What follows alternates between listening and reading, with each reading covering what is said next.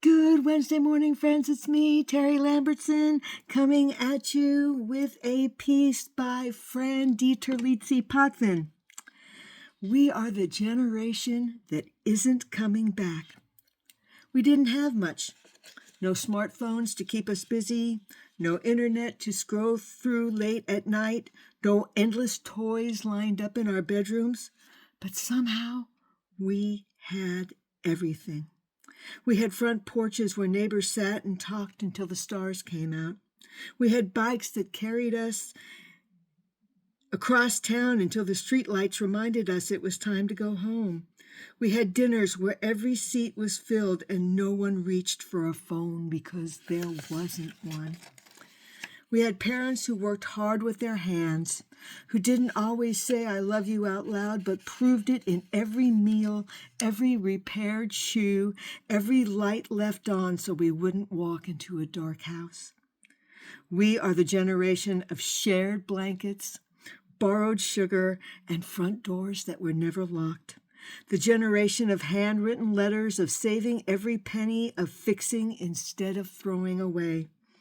We didn't measure happiness in things. We measured it in moments.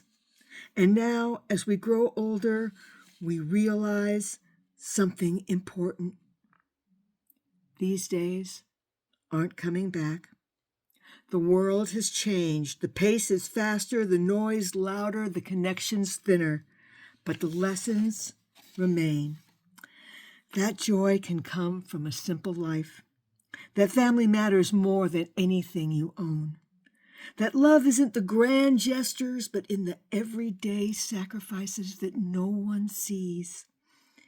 We may not have had much, but we had everything that truly mattered.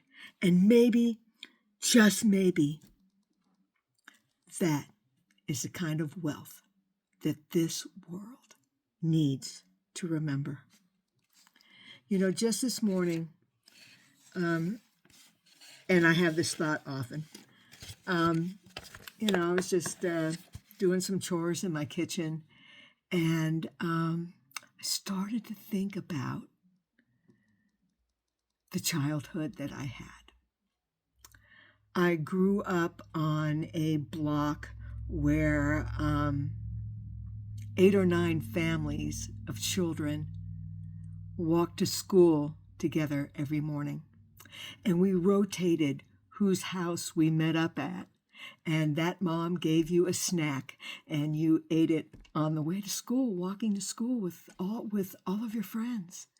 You know, if mom didn't know where one of us was, all she had to do was look out the window and see whose lawn all the bikes were on. It just seemed like a simpler,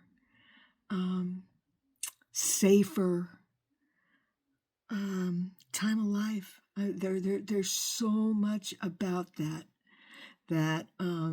I feel that my kids and my grandkids missed out on that because we're not like that anymore.